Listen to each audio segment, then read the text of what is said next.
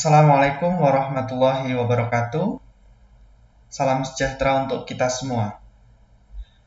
Pada kesempatan kali ini, saya akan menjelaskan satu materi untuk mata kuliah BLKL atau Bank dan Lembaga Keuangan lainnya. Bab 1 ini akan membahas tentang uang. Sekaligus, saya ingin memberi contoh kepada saudara. Mulai minggu kedua, saudara akan melakukan presentasi. Nah, sebaiknya presentasi direkam, ya, bisa menggunakan aplikasi PowerPoint saja atau bisa menggunakan OBS Studio. Jadi ini sebagai contoh supaya saudara bisa melakukan presentasi dengan cara direkam. Begitu. Baik, saya lanjutkan materi tentang uang. Jadi pada zaman dahulu, orang melakukan transaksi itu secara barter. Apa itu barter? Barang ditukar dengan barang. Jadi, misalnya saya punya pisang, kemudian saya membutuhkan buku. Maka, pisang tersebut akan saya tukar dengan buku. Dengan catatan, orang yang memiliki buku itu juga membutuhkan pisang saya. Apabila orang yang memiliki buku itu tidak membutuhkan pisang, maka transaksi bisa saja tidak terjadi. Nah, karena hal tersebut, maka transaksi membutuhkan media. Nah, media tersebut adalah uang. Nah, kita akan membicarakan terlebih dahulu tentang sejarah uang. Dulu, penduduk asli Pulau Yap, Mikronesia menggunakan ray stone. Kemudian supaya lebih praktis, bangsa Yunani dan Roma memperkenalkan uang koin. Kemudian terdapat uang kertas yang diresmikan oleh dinasti Song dari Cina pada abad ke-11. Nah, uang sendiri itu berfungsi sebagai alat tukar-menukar, ya.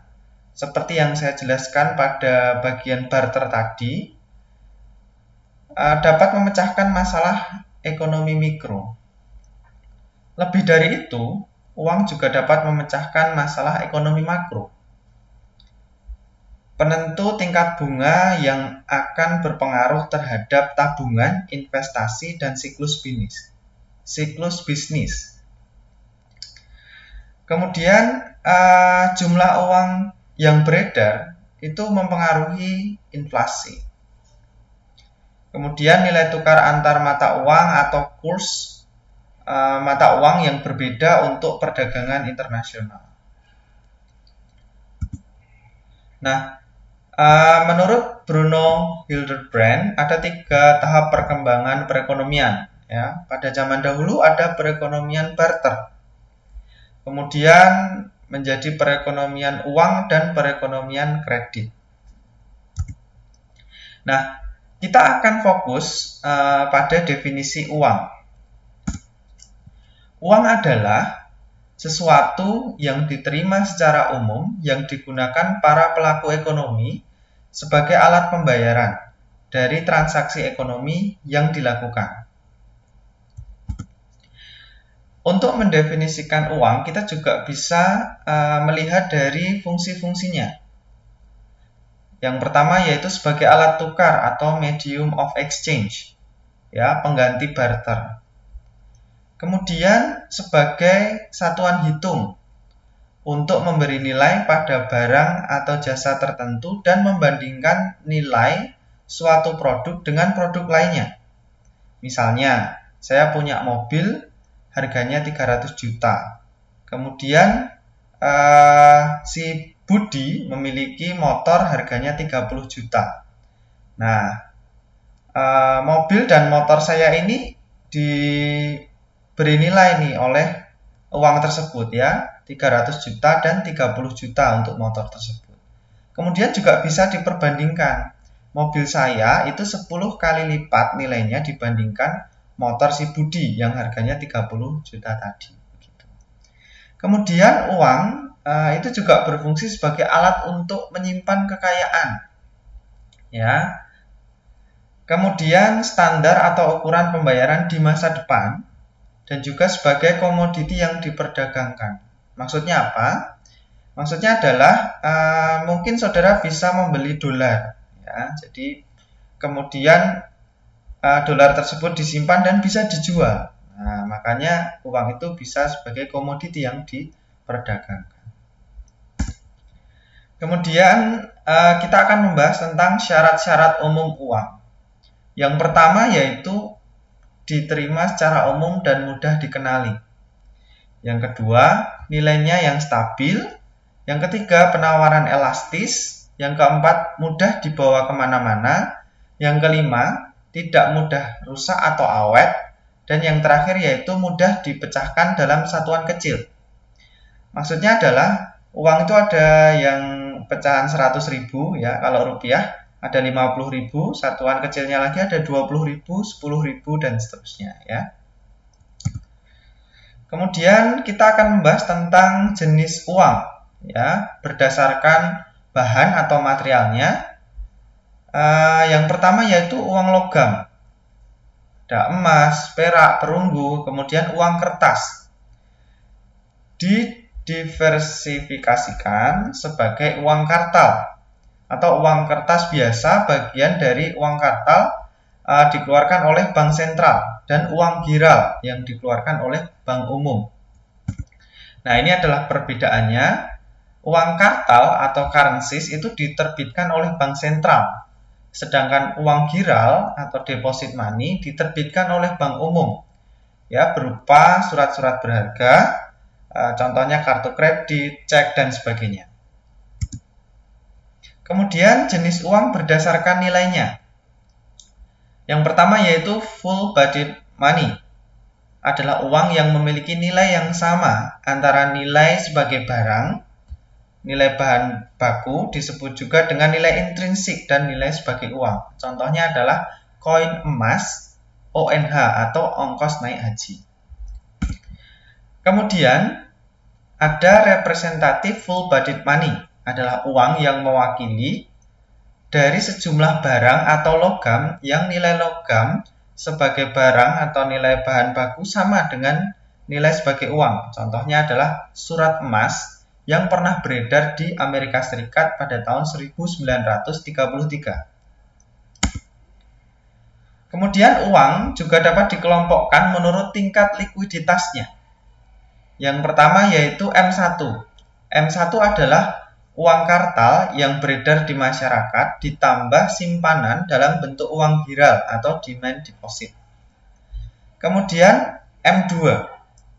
M2 adalah M1 ditambah tabungan, saving deposit, dan deposito berjangka atau time deposit pada bank umum. Kemudian ada M3. Ya, M3 adalah M2 ditambah simpanan pada lembaga keuangan bukan bank. Nah, kemudian kita masuk ke nilai uang. Ya, ada beberapa macam. Yang pertama yaitu nilai nominal. Adalah nilai uang yang tertulis pada satuan mata uang. Contohnya Rp50.000. Jadi tertulis di uang tersebut.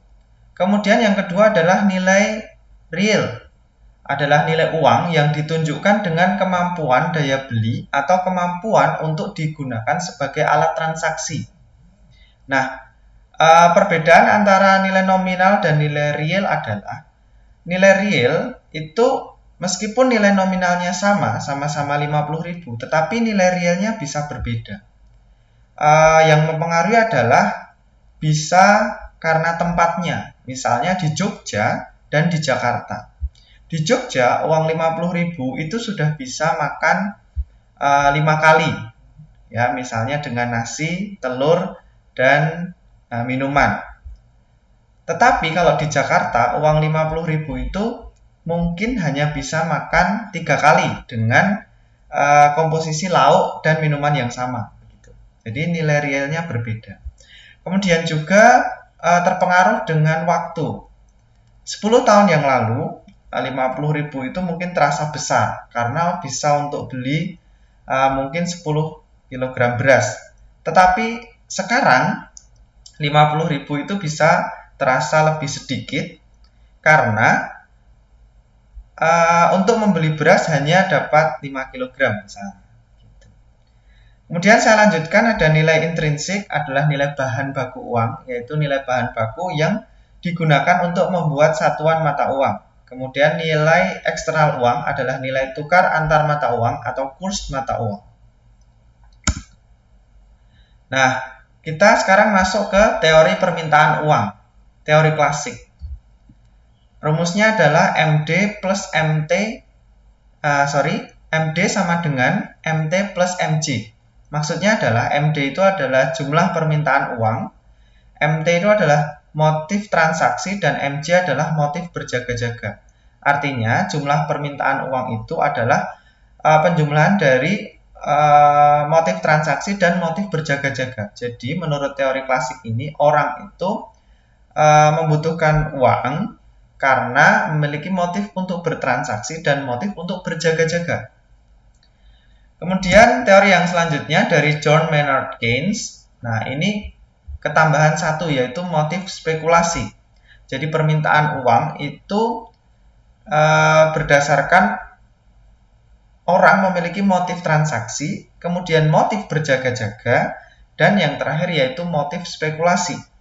Yang dimaksud motif spekulasi di sini adalah kemungkinan uang kita itu dapat menghasilkan return atau imbal hasil dari investasi yang kita miliki atau surat berharga, gitu ya. Jadi untuk berspekulasi kemungkinan mendapatkan return. Nah, demikian video dari saya. Semoga video ini ada manfaatnya.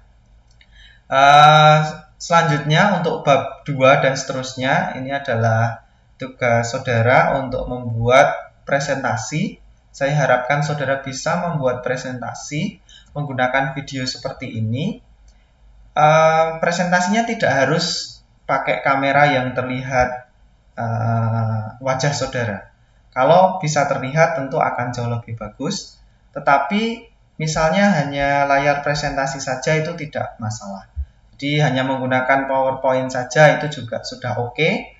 Kalau saudara memiliki tingkat kreativitas yang tinggi dan tentu nilainya akan lebih bagus, saudara bisa menggunakan OBS. Ya, OBS Studio ini juga bisa tanpa wajah, atau saudara juga bisa menggunakan kamera. Menggunakan kamera pun saudara bisa juga menghilangkan background atau tanpa menghilangkan background. Yang penting adalah materi tersampaikan dengan baik, gitu ya. Sekali lagi terima kasih, selamat belajar. Wassalamualaikum warahmatullahi wabarakatuh.